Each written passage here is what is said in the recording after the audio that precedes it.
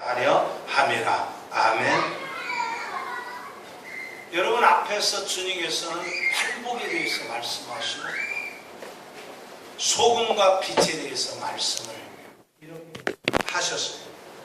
그런데 이 메시지의 씬이 갑자기 이렇게 달라지는 듯한 느낌이 들어요.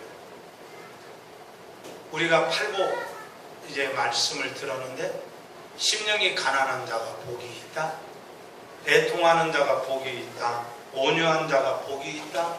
의에 줄인 자가 복이 있다. 긍휼히 여기는 자가 복이 있다. 마음이 청결한 자가 복이 있다. 화평하게 하는 자가 복이 있다. 의를 위하여 박해를 받는 자가 복이 있다. 이런 말씀을 주님께서 쭉 하셨어요. 그리고 너희는 세상의 소금이고 너희는 세상의 빛이라 이렇게 말씀하신 다음에 율법에 대한 이야기를 하십니다. 왜 주님께서 율법의 이야기를 꺼내놓으셨는가?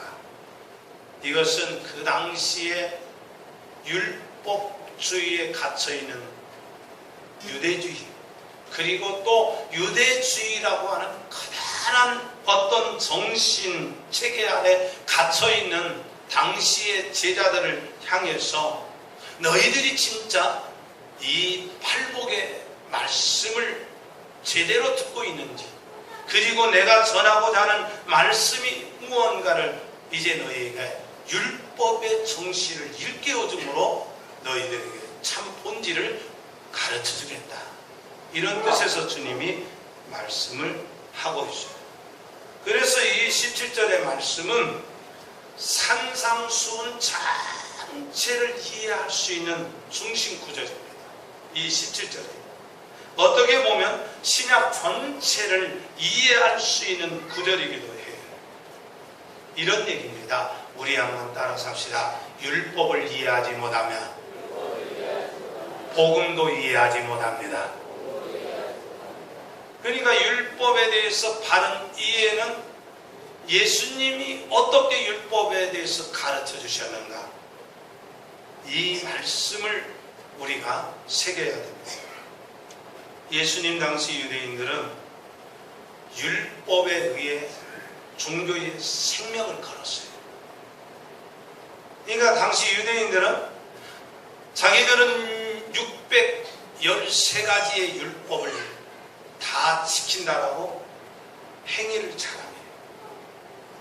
그래서 세례 요한이나 예수님께서 회개하라, 천국이 가까웠다 이렇게 말할 때 자기들에게 왜 회개를 말했냐, 자기들은 회개할 필요가 없는 사람들인데 왜 회개를 말했는가 해가지고 아주 불쾌하게 생각을 했어요.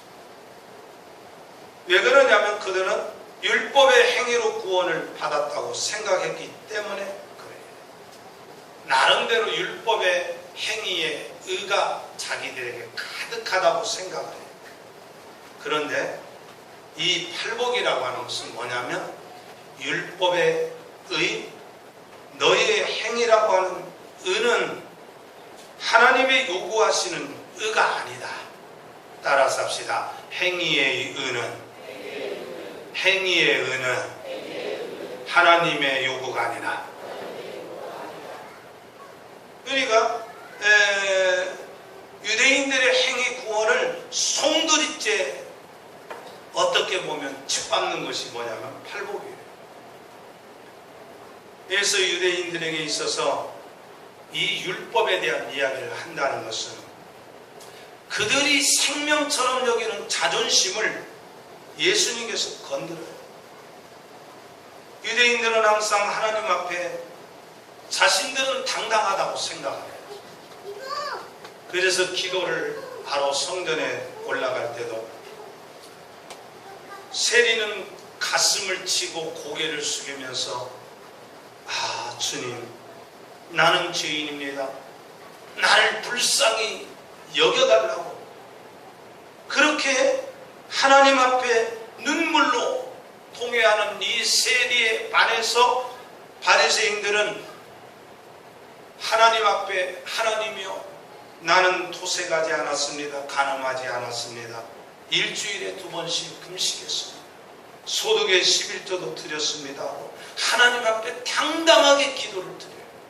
그런데 우리 주님께서는 세리의 기도를 하나님께서 들어주시되 바리새인들의 기도를 들어주지 않으셨다고 말씀하시죠.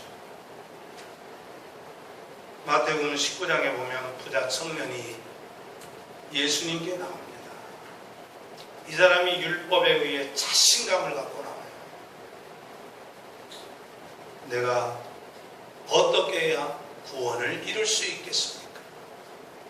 주님께서 너 이제 하나님 외에 다른 신들을 두지 않았느냐? 내 부모를 공경했느냐? 안식일을 지켰느냐? 살인하지 않았느냐? 하고 십계명을 쭉 언급을 하죠. 그러니까 이 청년이 자신만만하게 내가 다 지켰습니다 이렇게 말할 때 주님께서 네가 정말 십계명을 다 지켰다면 가서 네 소유를 팔아서 가난한 자들에게 나눠줘. 이 말씀을 듣는 청년은 근심하며 돌아갔다. 이렇게 성경은 말씀하고 있습니다. 십계명을 다 지켰다고 율법에 의해 충만했던 이 부자 청년이 주님이 제시한 복음 앞에 초라하게 물러가는 것을 보게 됩니다. 이야기를 듣고 제자들이 주님께 질문합니다. 그렇다면 누가 구원을 얻을 수 있습니까? 참 이때 주님께서 우리 한번 따라서 합시다. 사람으로는 힘차게 따라합시다. 사람으로는 할 수 없으되 하나님만이 하십니다. 이게 주님의 말씀입니다. 그런데 오늘 이 주님께서 이 본문의 말씀에 보면 마치 주님이 율법을 거절하고 선지서를 거절한 것처럼 보이지만 율법과 선지서를 주님은 인정을 하십니다. 율법을 부정하거나 폐하러 오시지 않았다고 했어요. 나는 율법을 완전하게 하려고 왔다. 자, 여기서 주님이 말씀하신 율법과 선지자는 구약 성경을 말합니다. 그러니까 그 당시에는 신약 성경이 아직 완성되지 않았기 때문에 율법과 선지서, 그 다음에 거룩한 글, 성약서 이렇게 구약 성경을 분류해서 불렀어요. 그러니까 이제 제자들이나 그 당시에 예수님의 말씀을 듣는 사람들은 다 알아들어요. 율법과 선지자, 구약의 말씀. 그런데 오늘 여기 율법과 선지자의 말씀을 완전하게 하려 한다라고 하는 것을 원어로 보니까 무슨 뜻이냐면 채울 것이다, 가득하게 할 것이다, 성취하다, 그런 뜻이 있어요. 다시 말하면 율법의 요구를 따라서 합시다. 율법의 요구를 성취하게 된다. 이게 완전하게 할 것이라는 의미예요. 그렇다면 율법이 요구하는 바가 뭔가요? 자, 유대인들이 아까 그랬죠. 유대인들은 율법을 행함으로 구원을 얻는다고 그렇게 철석같이 믿었어요. 그러나 로마서 3장 20절을 보면 율법의 행위로 그의 앞에 의롭다 하심을 얻을 육체가 없다고 했어요. 율법으로는 죄를 깨달음이다 이렇게 말했어요. 갈라디아서 2장 16절에도 사람이 의롭게 되는 것은 율법의 행위로 말미암지 않고 오직 예수 그리스도를 믿음으로 말미암는 줄 알므로 우리도 그리스도 예수를 믿는다 이렇게 말했어요. 자, 이게 무슨 얘기냐면 오늘날 우리로 말하면 우리 한번 따라서 합시다. 나의 행위로 구원을 얻을 수 없습니다. 여러분 그렇게 인정하십니까? 그게 인정이 돼야 복음이 나에게 들어와요. 나의 행위로, 나의 도덕적인 의로 완전을 추구할 수 있다라고 생각을 하거나 그렇게 마음을 가지면 복음이 절대 들어올 수가 없어요. 그리고 겸손할 수가 없어요. 율법의 행위로 구원을 얻을 수 없다는 얘기는 율법이 부족해서가 아닙니다. 율법은 완전합니다. 선합니다. 그러나 인간이 죄의 노예가 되었기 때문에 인간은 율법을 완전히 행할 수가 없어요. 그리고 율법으로 말미암으면 율법으로 우리를 바라볼 때 율법은 우리에게 너는 죄인이야, 너는 죄인이야 이렇게 선언한다는 거예요. 그렇기 때문에 하나님이 요구하시는 율법의 완성에 이르기에는 우리 자신은 철저하게 무능한 힘이 없어요. 그런데 주님은 뭐라고 말씀하시느냐? 율법이 요구하는 바를 내가 성취할 것이다. 예수 안에서만 율법이 이루어지게 될 것이고 그렇게 될 것이다. 그래서 예수님은 율법을 무효화하는 것이 아니라 율법의 요구를 이루심으로 율법을 완성시키셨다고 했어요. 그렇다면 율법의 요구가 과연 무엇이냐? 바로 오늘 말씀을 깨달으면, 들으면 이게 깨달아져요. 예수님의 산상수훈에 에서 가르치는 율법의 목적은 이겁니다. 자기를 부인하라. 너를 부인하라. 유대인들의 큰 문제는 자기를 부인하지 않습니다. 유대인들은 자신이 당당하게 의를 이룰 수 있고 구원에 이룰 수 있다고 자랑을 합니다. 그런데 17절의 말씀은 산상수훈의 전체의 정신이 담겨져 있고 복음의 본질이 담겨져 있는데 이런 얘기입니다. 우리 한번 따라서 합시다. 사람은 죄의 짐을 감당할 수 없다. 사람은 뭘 감당할 수 없다? 죄의 짐을 감당할 수 없어요. 여러분, 사람은요 자기가 짊어질 수 있는 짐만 져야 돼요. 짐이 너무 무거우면 짓눌립니다. 그러니까 너무나 자기가 감당할 수 없는 짐을 지면 사람은 그 짐을 벗어버리기 위해서 자살을 하고 회피를 하고 탈피를 합니다. 육신적인 것이든지 영적인 것이든지 감당할 수 없는 짐은 자유를 뺏어갑니다. 사람이 자유가 없으면요 기쁨도 상실됩니다. 그리고 자유가 없으면 감사도 없어요. 왜 유대인들은 감사가 없는 줄 아세요? 자기가 자기를 책임지고 자기가 자기를 구원하는데 누군가가 나에게 구원을 주고 나에게 은혜를 줘야 되는데 그런 것이 없는 사람에게 무슨 감사가 있겠어요? 그러니까 유대인들은 하나님 축복 당연한 거야, 당연한 거야 이렇게 생각해요. 그러니까 하나님께서 이른 비를 주시고 늦은 비를 주어도 감사가 없었어요.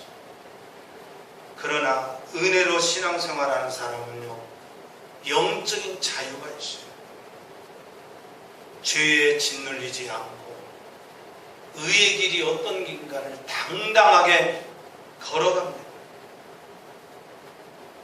그래서 이제 자기 의가 아닌 하나님의 은혜로 신앙생활하는 사람의 마음속에 자유가 있을 뿐 아니라 감사가 넘쳐요.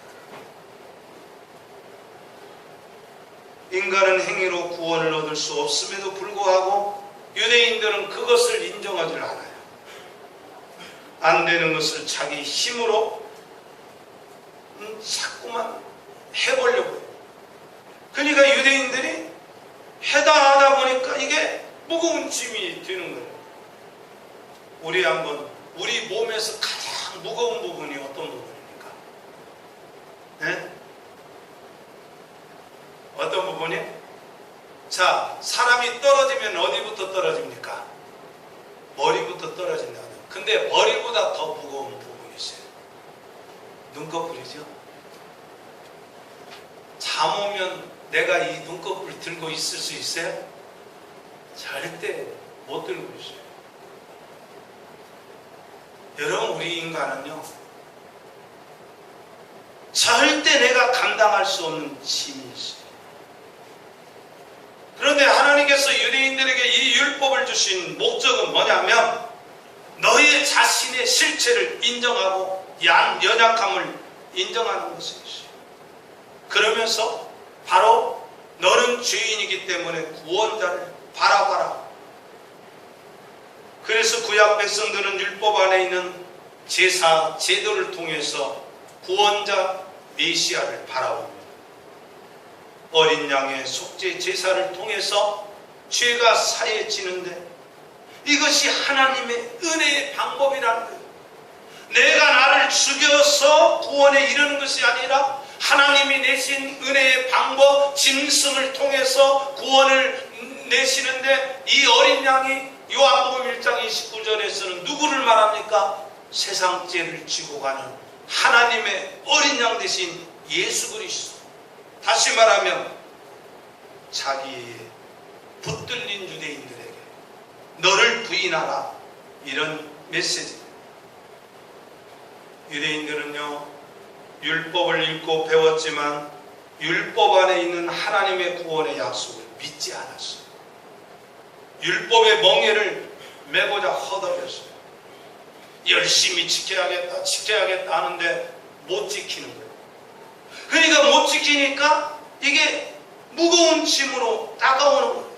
그래서 영적인 자유가 없어요. 그래서 주님께서 마태복음 11장 28절에서 수고하고 무거운 짐진 자들아 다 내게로 오라, 내가 너희를 쉬게 하리라. 이 메시지는 뭐냐면 너희들이 지고 있는 죄의 짐을 다 내 앞에 가지고 와라, 이렇게 주님께서 말씀하시는 거예요. 그런데 주님께서 분명히 이렇게 말씀하셨어요. 율법은, 우리 한번 따라서 합시다. 율법은 반드시 이루어집니다. 우리 18절 말씀 한번 다 같이 해보도록 합시다. 자, 같이 읽도록 합니다. 시작. 진실로 너에게 이르노니 천지가 없어지기 전에는 율법의 1.1획도 결코 없어지지 아니하고 다 이루리라. 아멘. 여러분, 뭐가 없어지기 전에는? 천지가 없어지기 전에는. 그러니까 이 말씀은 뭐야? 천지가 존속하는 한 하나님의 율법은 그대로 이루어지게 될 것이다. 여러분, 율법은 하나님의 약속입니다. 이 율법 속에 이런 약속이 담겨져 있어요. 우리 한번 따라서 합시다. 율법에는 구원의 약속이 담겨져 있습니다. 율법 속에는 뭐가 담겨져 있다? 구원의 약속이 담겨져 있어요. 그런데 민수기 23장에 보면 하나님은 시건하지 않아요. 한 번 약속하신 것을 변치 않고 이루셔요. 그런데 이 구원의 약속이 율법 안에는 누구로 담겨져 있냐면 미리 짐승으로 보여지는 예수 그리스도가 담겨져 있고 어린 양의 피인 십자가가 담겨져 있어요. 여러분, 왜 주님께서 1.1획도 없어지지 않는다 이렇게 말씀하시냐면 구약 성경은 히브리어로 써여졌어요. 히브리 문자는 모음이 뭘로 되어 있냐면 점으로 되어 있어요. 점, 파리똥같이 점으로 되어 있어요. 그렇기 때문에 모음 하나만 틀려도 뜻이 달라져요. 그러니까 예수님은 구약의 권위와 말씀의 권위를 조금도 상실하지 않는다. 이게 성경의 놀라운 사실이에요. 어떤 청년이 친구에게 성경을 읽을 것을 권해요. 예수를 믿으라고 권해요. 그런데 받은 친구는 나는 예수님 믿지 않는다. 성경을 하나님의 말씀이 아니다라고 이렇게 부정합니다. 그리고 그는 성경이 하나님의 말씀이 아닌 것을 내가 증명해내겠다 해서 성경을 쭉쭉쭉 읽어가요. 그런데 성경을 읽어가면 읽을수록 놀라운 일이 생기는 거예요. 성경이 왜 이렇게 일치성이 있어? 성경이 정말 이러네? 그래서 그는 그 성경을 하나님의 말씀이라고 고백을 해요. 그리고 이 사람이 이런 고백을 해요. 나는 예수님에 관한 이야기를 발견했다. 예수님이 바로 이 책의 중심이었고 내 마음의 중심이 되었다. 그리고 예수님의 생애에 대해서 글을 써요. 그것이 지금까지도 불후의 명작이라고 말하는 배너라는 작품이에요. 잠언 13장 13절을 보면 말씀을 멸시하는 자는 패망을 이루고 계명을 두려워하는 자는 상을 얻으리라. 그러니까 성경은 하나님의 말씀이에요. 성경이 하나님의 감동으로 기록되어 있어요. 그래서 교훈하고 교육하고 우리에게 구원에 이르는 지혜가 이르게 하는 거. 그래서 하나님의 말씀은 살았고 운동력이 있어서 좌우의 어떤 낯선 것보다 더 예리해서 우리의 혼과 및 관절과 골수를 쪼개는 우리의 마음과 생각의 뜻을 다 판단하는 능력 있는 말씀이에요. 이 말씀이 바로 율법에서는 주님께서 살아있는 복음을 그림자로 주셨고 그 다음에 이 율법의 말씀을 주님은 다 이루시겠다고 말씀을 하셨어요. 왜 이 말씀을 하셨느냐? 당시 유대인들은요 하나님의 말씀을 이제 걸러먹는 습관이 생겼어요. 다시 말하면 말씀을 자기 입맛대로 골라먹어요. 어떤 것은 버리고 어떤 것은 지켜요. 그것을 주님께서 지적하기를 마태복음 23장 23절에서 화 있을진저 의식하는 서기관들과 바리새인들이 너희가 박화와 행언과 근체와 11조는 들이되 율법에 더 중한 바 정의와 국률과 믿음은 버렸다. 그러나 이것도 행하고 저것도 버리지 말아야 할지다. 그러면서 그런 배경하에서 주님은 또 이제 본문 19절에서 이렇게 말씀하셔요. 우리 19절 말씀 한번 다 같이 읽어보도록 합니다. 같이 읽겠습니다. 그러므로 누구든지 이 계명 중에 지극히 작은 것 하나라도 버리고 또 그 같은 사람을 가르치는 자는 천국에서 지극히 작다 일컬음을 받을 것이요 누구든지 이를 행하며 가르치는 자는 천국에서 크다 일컬음을 받으리라. 아멘. 자, 유대인들은 율법을 어떤 것은 버리고 어떤 것은 지켰어. 왜 그랬는가? 여러분, 고아원이 두 고아원이 있어요. 근데 한 고아원 원장은 아이들을 기를 때 그 아이들의 영혼에 사랑을 심어주며 길러요. 매를 때려도 사랑의 매를 때려요. 그런데 한 고아원 원장은 돈을 목적으로 아이들을 길러요. 사랑으로 기른 원장님은 아이들을 기르면서도 늘 힘들었고 괴로웠지만 그 마음속에 아이들을 사랑하는 마음을 잃지 않아요. 그러나 돈을 목적으로 고아원을 운영하는 원장은 아이들을 돈의 목적에 맞도록 가르쳐 철저하게 사랑을 배제하지 가르쳐. 나중에 두 고아원에서 배출된 사람들의 비교가 되옵니다. 한 고아원의 사랑을 받고 자란 그 아이들은 사회의 귀한 일꾼들이 됩니다. 사랑은 받지 못하고 자란 고아원들은 불량아들이죠.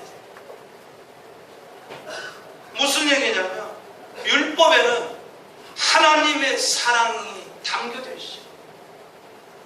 그러니까 율법을 우리는 딱딱한 것으로, 무슨 법이니까 거기에 아주 힘든 것으로 생각하는데, 율법을 읽을 때마다 이런 메시지를 대하게 됩니다. 하나님의 사랑을 대하여 고아와 과부를 돌아보라. 가난한 자를 위해서 곡식에 이삭을 남겨둬라. 건축의 집을 건축을 할 때에 난간을 만들어서 어린아이들이 떨어지지 않도록 해라. 내 부모를 공경하라. 사람을 죽이지 마라. 연약한 이웃을 돌아보고 그들을 구제하고 사람의 생명을 소중하게 여기라는, 이게 율법에 담긴 메시지 중심. 그러니까 유대인들은 하나님의 사랑을 감격하면서 늘 율법을 소중하게 대했지만, 이 율법을 사랑으로 받지 않고 의무로 받아요. 의무로.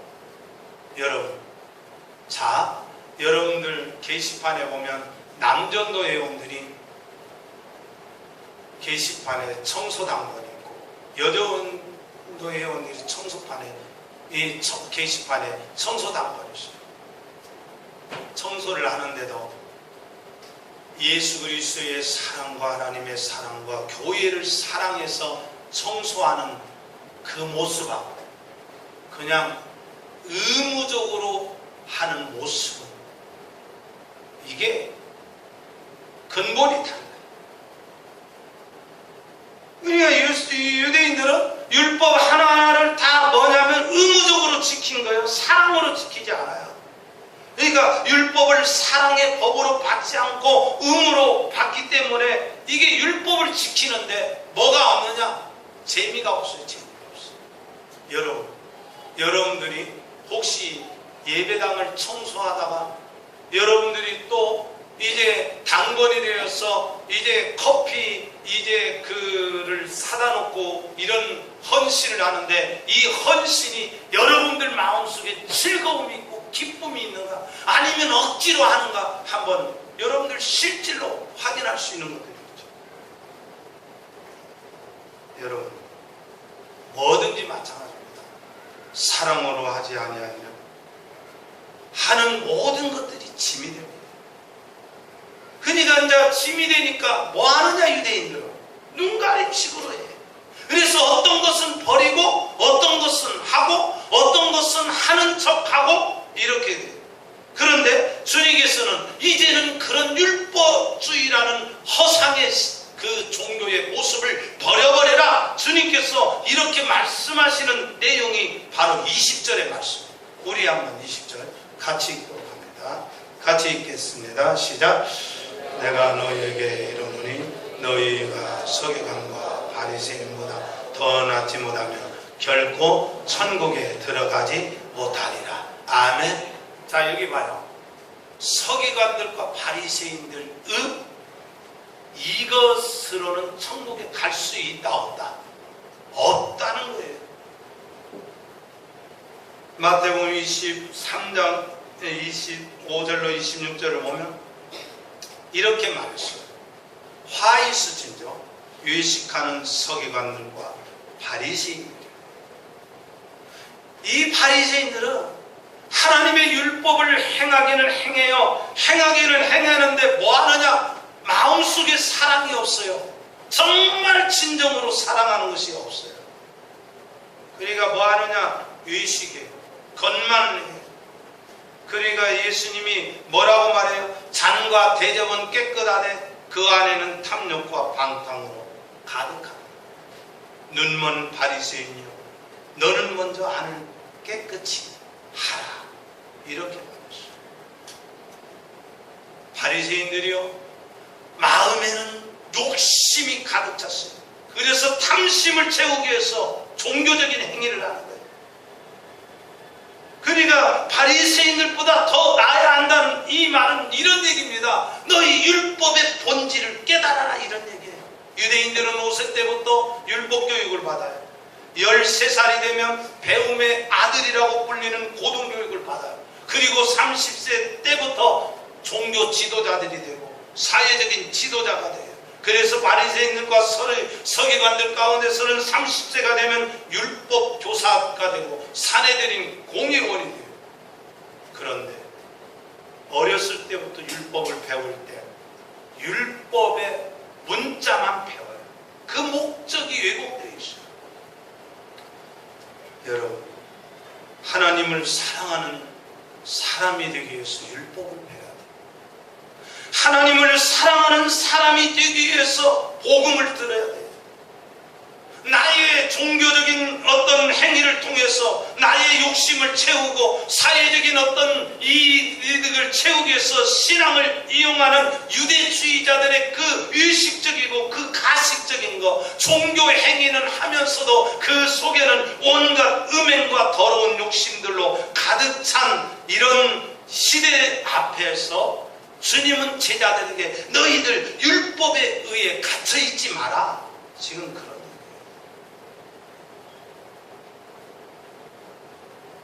그래서 주님께서 오늘 이 말씀을 통해서 너희들이 앞으로 율법의 본질을 이야기할 것이다. 그 배울 것이다. 이걸 율법이 뭘 말하는가를 깨달아라. 그래서 21절 다음 주인데 한번 미리 읽어봅니다. 한번 21절 시작. 사람에게 말한 바 살아나지 마라.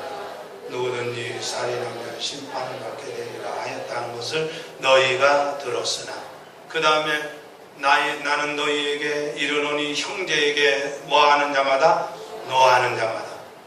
그러니까 진정으로 살인의 본질이 뭐냐? 이걸 주님이 가르쳐 주시겠다는 것이죠. 사랑하는 성도 여러분, 하나님의 말씀을 살아있는 생명의 진리로 받기를 주의 이름으로 축원합니다. 성경은 나에게 구원의 요청을 하는 메시지가 담겨 있어요. 하나님의 말씀은 하나님의 사랑의 진리가 담겨져 있어요. 그러니까 성경을 우리가 읽으면서 배우면서 깨달아야 할 것은 뭐냐면 하나님은 선하시구나, 하나님은 지혜가 풍성하신 분이구나, 하나님은 능력이 많으신구나, 나는 하나님 앞에 핑계할 수 없구나, 나의 게으름에 대해서, 나의 부족함에 대해서, 나의 연약함에 대해서 핑계할 것이 아니라 부족합니다. 맞습니다. 주님의 십자가에 의지합니다. 나는 주님의 십자가의 복음만을 붙들겠습니다. 이것을 우리는 깨달아요. 그러면서 우리가 진정으로 어떻게 깨달아야 되냐면 진리와 성령으로 거듭난 사람이기 때문에 하나님의 말씀을 사랑으로 대하는 것, 이것이 진정으로 사랑으로 받는 것, 이걸 대해야 돼요. 여러분, 계모는 매를 때려도 사랑으로 때리잖아요. 그러나 진정한 어머니 아버지는 사랑으로 때립니다. 뭘 말하는지. 여러분, 우리 신앙의 본질은 형식적으로 눈가림식으로만 하지 말고